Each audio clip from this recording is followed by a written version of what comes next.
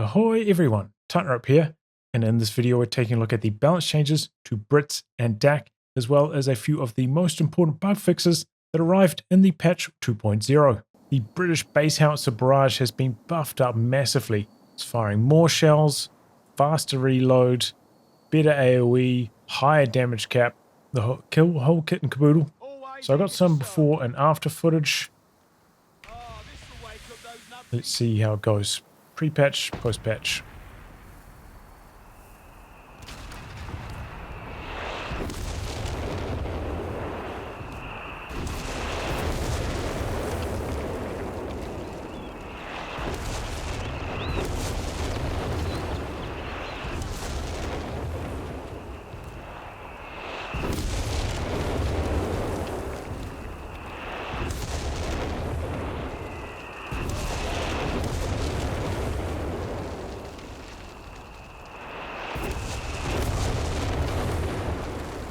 So first impressions there, the scatter, I know this is pretty short map, road to tuners to the middle of it, but the scatter is actually very, very low. It's a pretty tight spread on that ability.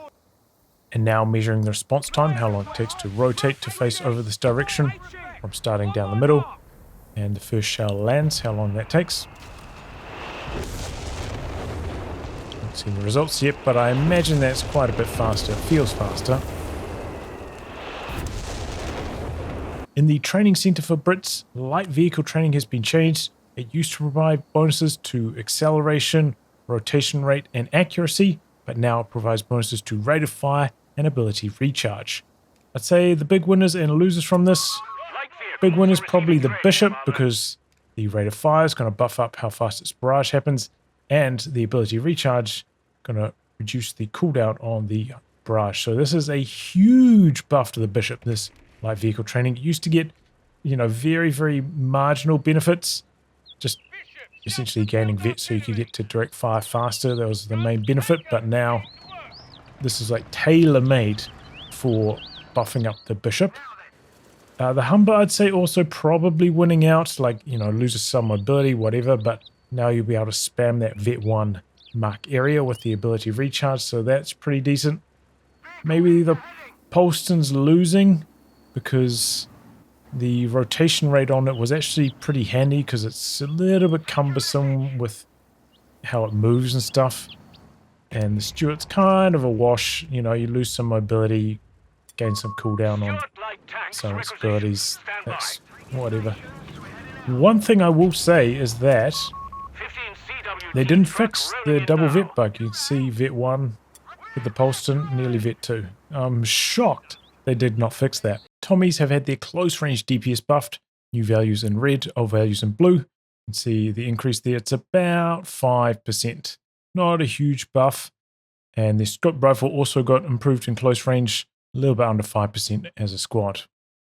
I don't really think Tommies needed a buff in this department, but alright. They also buffed up their base of fire vet 1 ability, so when they're positioning cover and shooting at a unit that's out of cover, used to provide 15% more accuracy. Now it's gone up to 20%.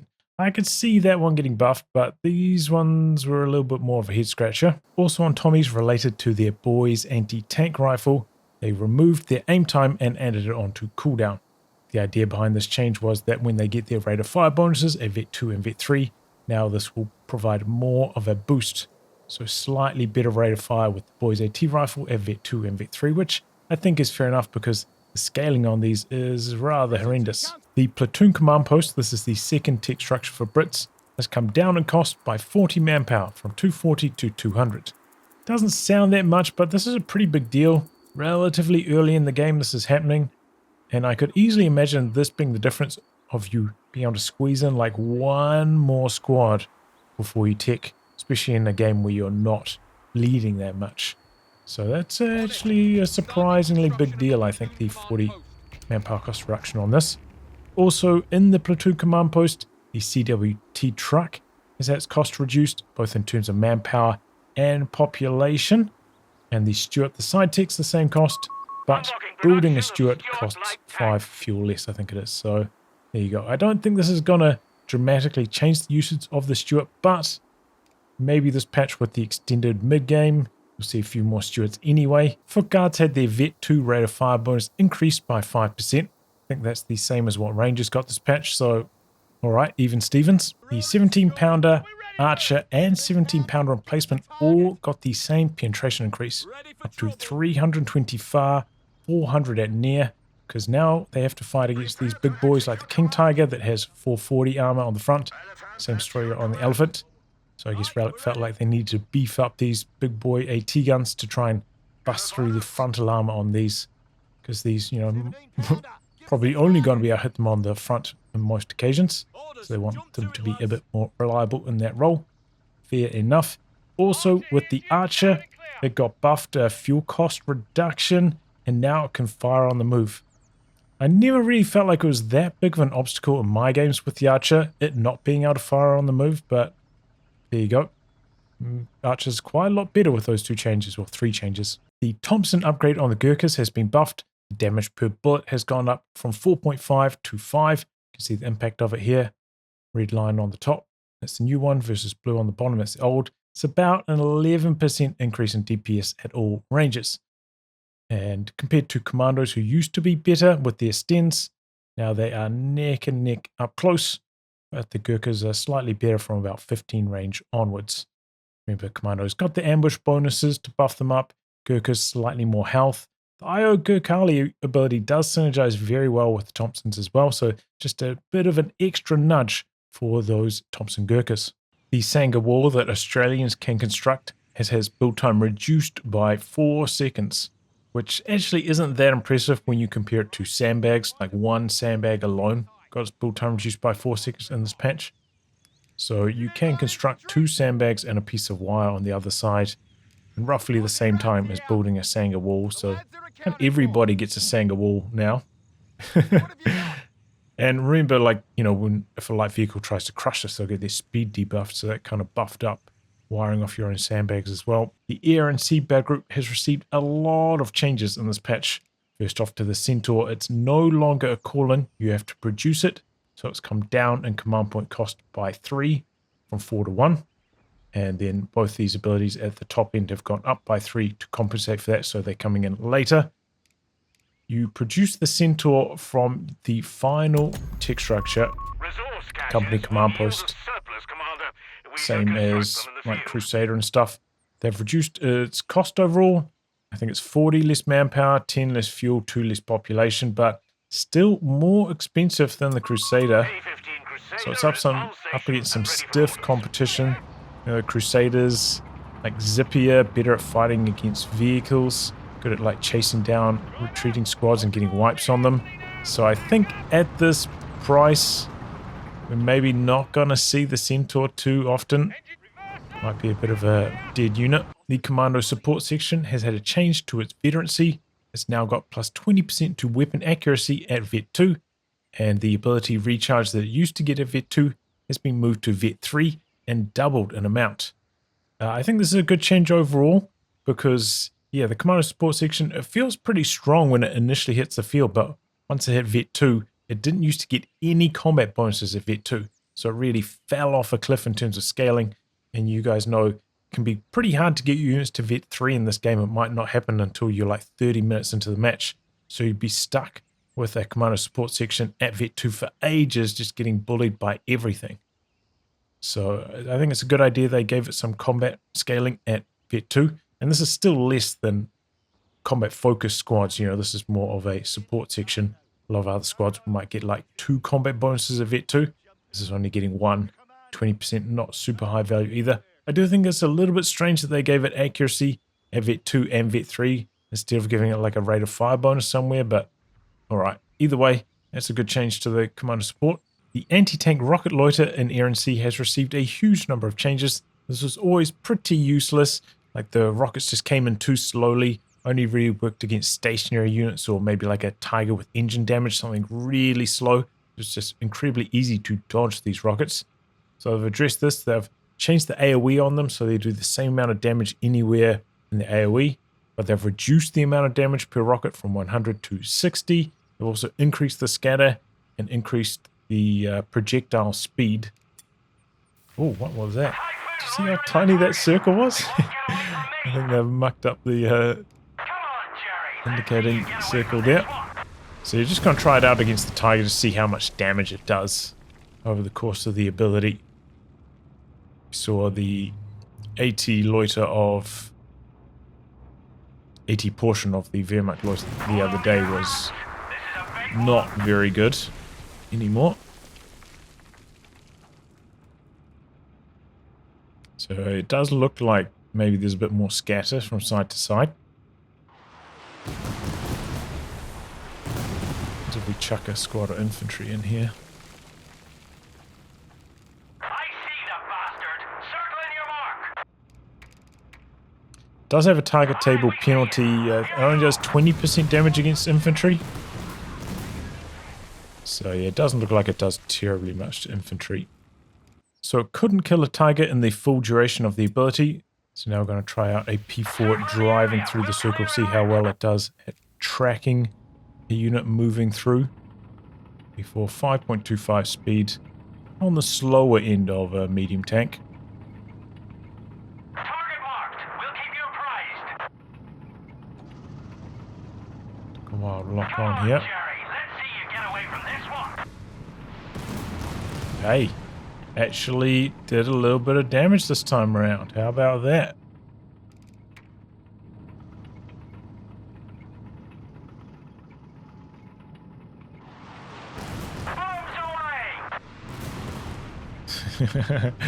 Not very consistent still though, is it?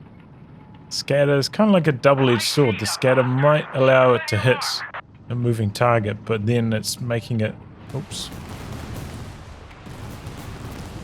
worse because the rockets scatter so much.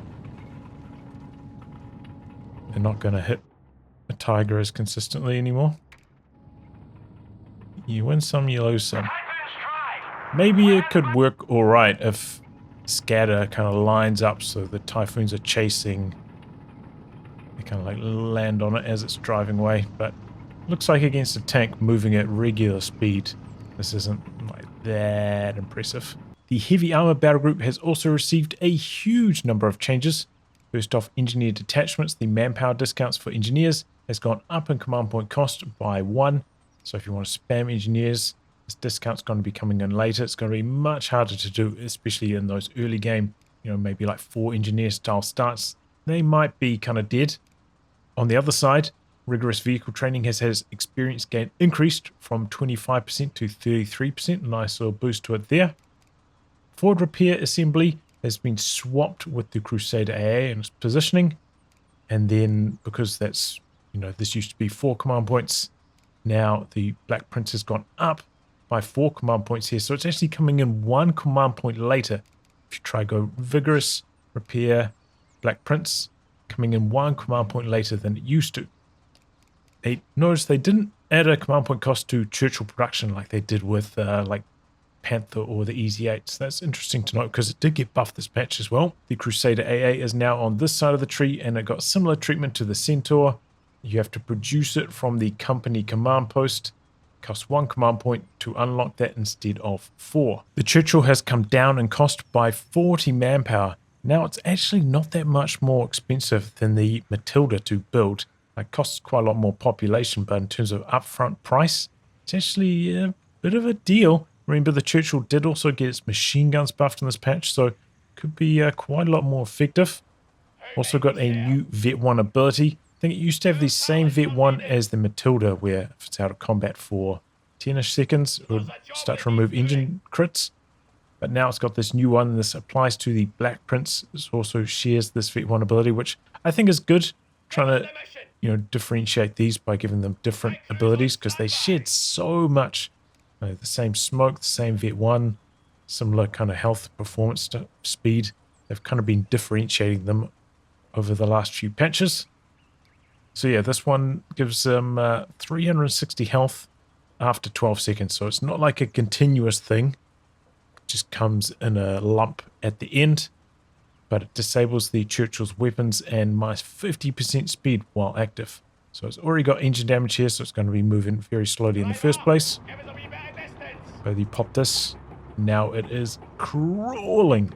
really, really slow. So you got to be careful using this. Could get yourself in some trouble with how slowly it moves. But, you know, maybe doing this in smoke might be alright.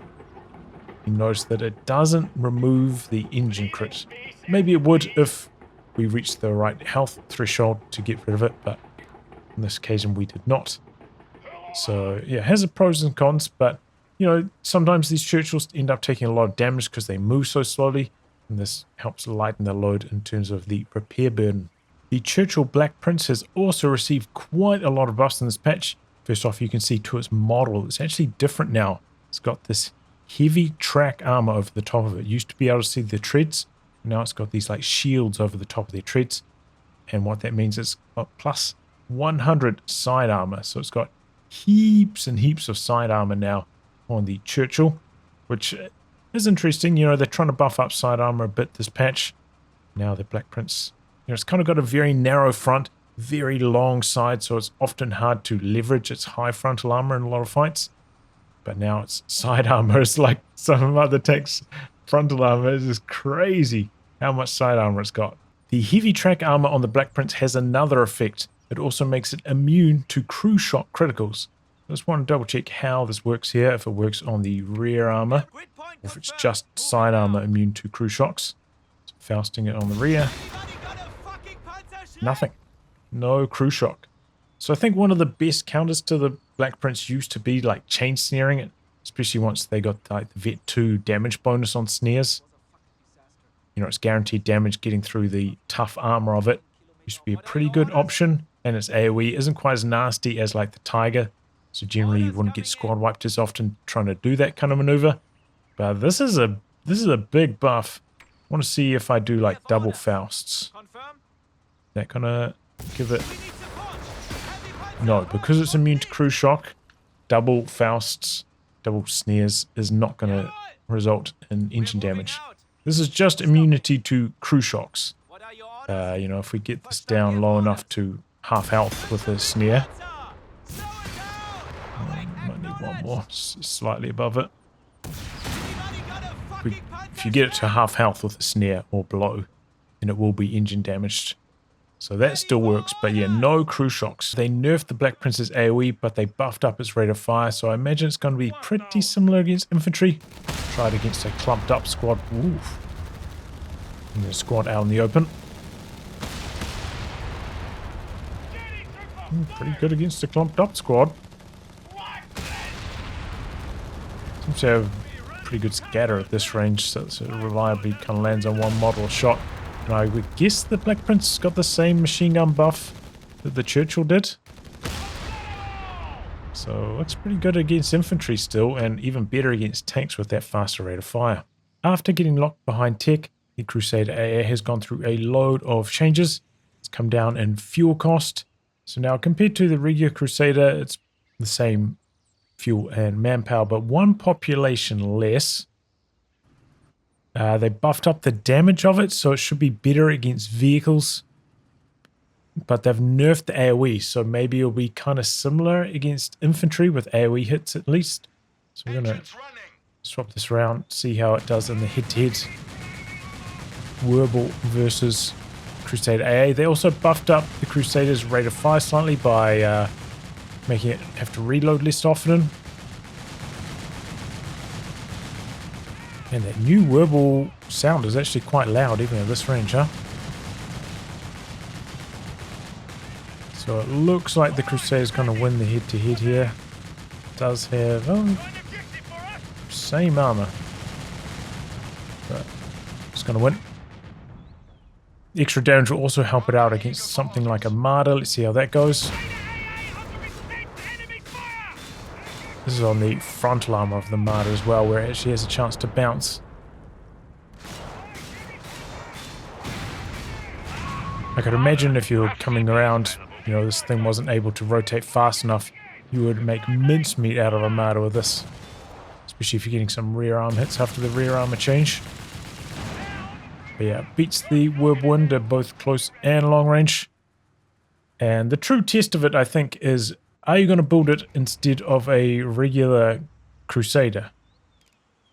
So here we are, a mid-range infantry test.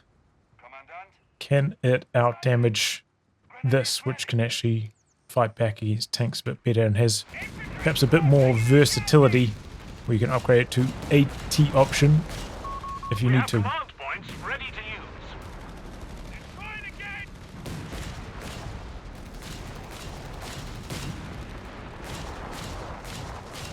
use. I mean, it's better, but it's not like outrageously better. Command points This available. one died pretty similar to these. More consistent damage, for sure. So there is a purpose. Probably going to see less use for it in AA mode now that the Axis loiters have been nerfed so heavily, so that kind of isn't as much of a factor. So I think there is still a purpose for the Crusader, but it's up against some stiff competition. Switching over to Africa Corps now, and we're starting out with the Panzer Grenadiers. Their relatively new Vet 1 ability, Mechanized Advance. Now, upon disembarking, it lasts for twice as long, up to 30 seconds after dismounting. This Vet 1 hasn't been very well received. I think the problem is that by the time you get Vet 1, the age of the 250 is kind of over. It's likely to get killed by enemy counters. And this is quite a lot of units to be tying up for. Like, not that big of a bonus. Most people preferring to maybe go with the Assault Greens in the 250. Kind of synergizes a bit better. You know, you can get in close without the Assault Greens taking damage. They dismount. You get those free grenades. You get the move speed. It's just generally better to use your Assault Greens with the 250 than the Pgrens. So, yeah, this one hasn't really been well received, and I don't think this is going to tip it over the scales. Maybe you'll do a little bit of in and outs just to give yourself the capture rate bonus here and there, but it's kind of just adding fiddly micro. Just annoying, I would say. Guastatori and Assault Greens, similar to a lot of the other SMG units in this patch, have got a slight 5% extra rate of fire boost at Vet 2. The 2.5 ton truck has had its population cost reduced from 5 down to 4, and that affects the medical variant or the normal one that you get from, you know, like towing in the flak or the Tonne. Both of them cost 4 population. Similar change to the CMP that Brits got this patch as well. So I think that's fair enough. You know, one problem playing DAK is that this is your healing. You need this for healing. Don't have a med tent or anything like that. No structure you can build. So this would just like tax your population the entire game. Even if you just wanted it for base healing. Didn't want to use it, you know, on the field at all. And especially for a faction like DAK, who are often quite manpower starved, the upkeep for that would be a little bit grating, and just tying up your population in the late game as well. So maybe your opponent could field a slightly larger army. So, you know, every little bit helps. The Pak 38 call-in has gone up in cost by 25 manpower. So now it costs more to get it through here than it does through here. It's kind of interesting because, you know, Assault Greens are 300 manpower, but they're 275 here, so they're cheaper to get from the call-in, but it's not the case for the pack anymore. Feels like they're trying to funnel you in, at least for your first call-in. They want it to be one of these 2 infantry squads rather than going straight into the 10 weapons, because these both got their costs nerfed over the course of these last 2 patches. And, you know, maybe there'll be some situations now where you don't want the 250, you don't want it tying up your population, you haven't got the combat half-tracks upgrade, so they're not very useful for you. So now you would just build it from here rather than calling it in. The Walking Stuka has had a fuel cost nerf by 15 fuel, so it'll probably take you another 30 seconds to a minute-ish worth of fuel income to afford this now. So not really a very big nerf. I thought it was probably going to get a performance nerf this patch, because that, alongside the Vesper, were kind of just dominating the artillery wars in the previous patch. But yeah, it didn't happen. No performance changes. And, you know, they kind of did buff up the whiz-bang to maybe meet this. So maybe that's the power level they want these pieces of rocket artillery to have. The Panzer III has received a buff to its turret traverse. It used to be 37.5, now it's gone up to 45. Sort of a bit of a comparison to the Panzer IV. I think the Panzer IV's got 35. So it used to be almost the same, barely faster than the Panzer IV.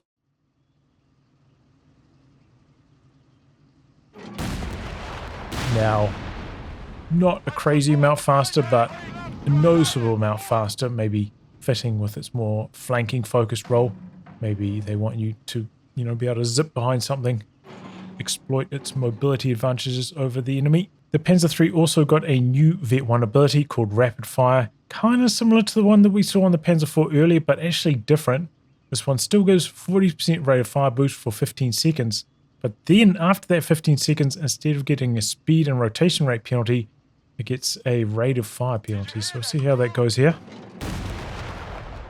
So this is, you're going to turbocharge your rate of fire. Does it share the same icon as the other one?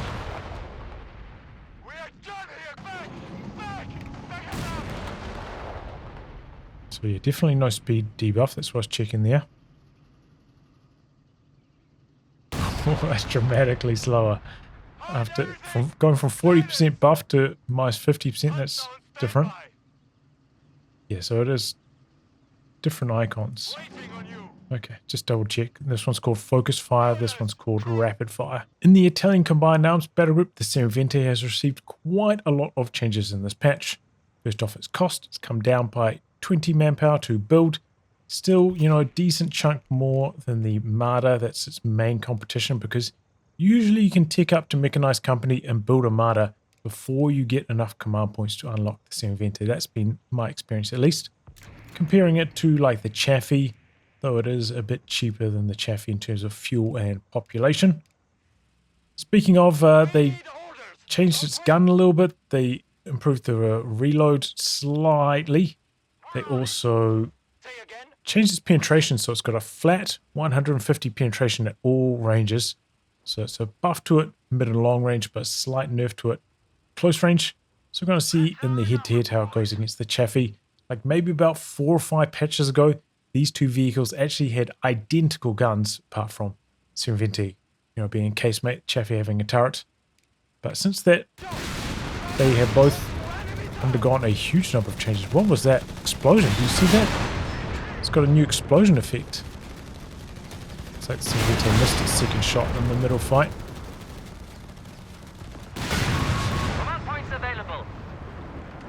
So it looks like it's neck and neck. But the bigger change to the Semovente was to its barrage. They made a huge number of changes. They increased the amount of damage it's done. They reworked the AoE so it does less damage towards the middle but more damage towards the edge and maybe a larger AoE overall. They've increased the damage cap from 3 to 4.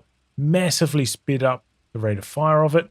So we'll see how it goes here up against a rifleman spread out. This is close to max range, almost 50.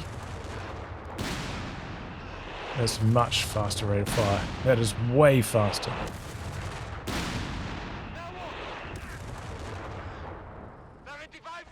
Try it against a machine gun here. This is the Vickers. That's very respectable against machine gun.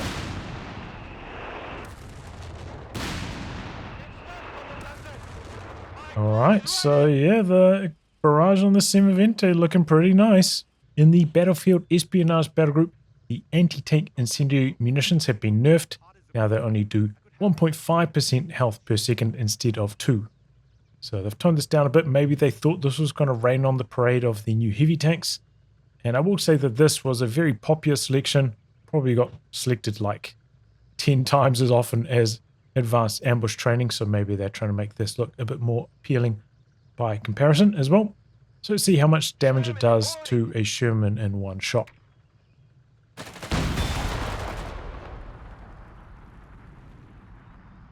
Just one hit here.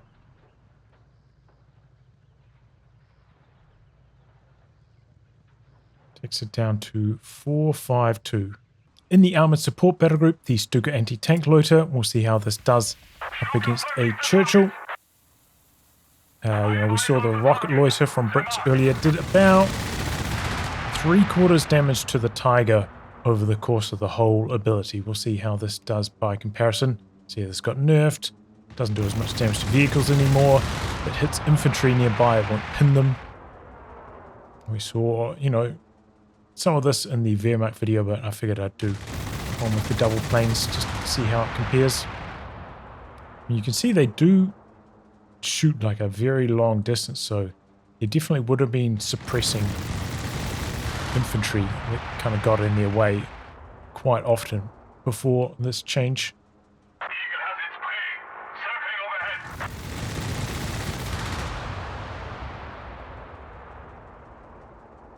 Gonna come for one more.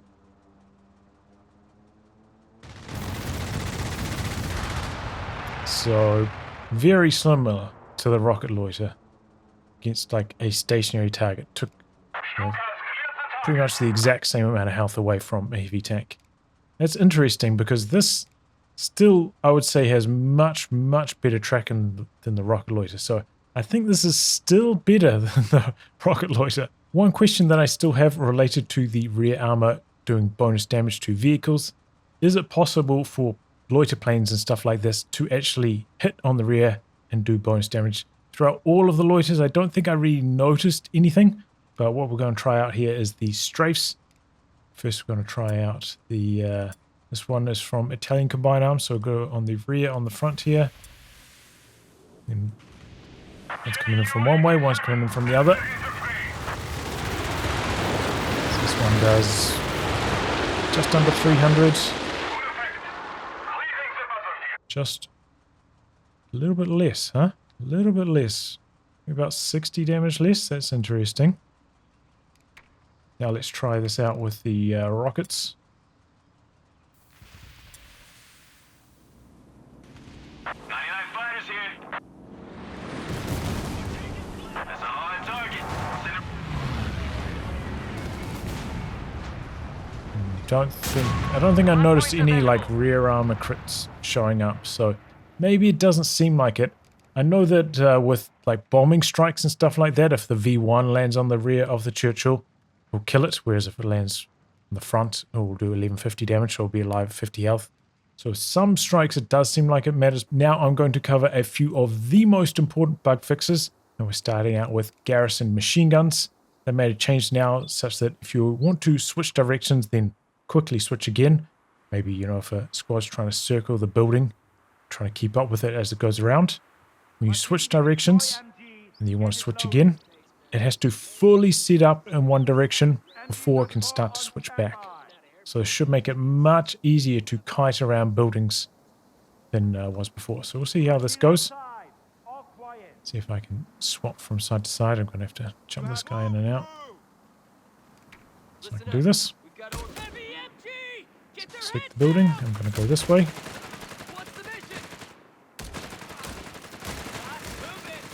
So now I'm going this way. Now I'm going this way.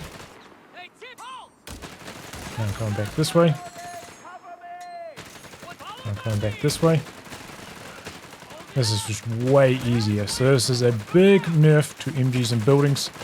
And yeah, if you want to put in the micro effort, you can circle around machine guns and buildings far more easily than before. I mentioned this in my Terror Battlegroup video, but camouflage crew weapon members will no longer shoot at enemy squads that are nearby. So it makes it way easier to use camouflage team weapons. Don't have to use hold fire nearly as often anymore. I was curious though, will this also apply to the camouflage provided by the Funk Panzerwagen? Let's go a bit closer. Not to the Funk Panzerwagen camouflage, just to actual ability camouflage. That's interesting. While we're here, I feel like I should talk about the camouflage mechanic at large. I don't think every unit in the game should have like the exact same camouflage. I think it should be broken up into different categories. I think the sniper should have the best camouflage, lowest detection range, longest time to decloak upon exiting cover. Because it's one man, he's highly trained in being stealthy, he should have really good camouflage. But then a squad, 4 men, harder for 4 men to all stay camouflaged, right? So they should have worst detection range, let's say like 2.5, I don't know how much. Worst detection range can be detected from further out, and upon exiting cover, their camouflage doesn't last as long, so it's harder to move them around compared to a sniper because they don't have as specialized training in being camouflaged, let's just imagine. And then team weapons, 1 stage worse again. They're lugging around this big old weapon. Worse detection range again, and similar story if they're moving from cover to cover, slightly worse than these guys on top of that. I feel like they should break it up into stages because It doesn't feel right that everything has the exact same camouflage level as the sniper. The patch notes say that MG suppression should no longer work against units that are behind a shot blocker. So we've got this squad behind this shot blocking wall. Will the machine gun be able to suppress them?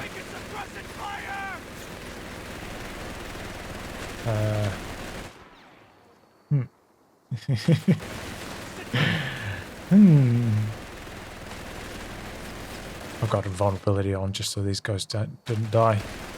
That's interesting. What happens if I turn fog on?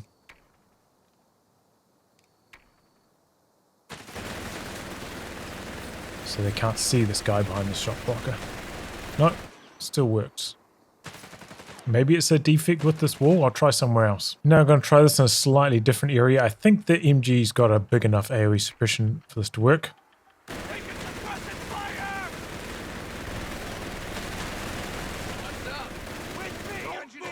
Come around to here. Teleport you guys across a little bit.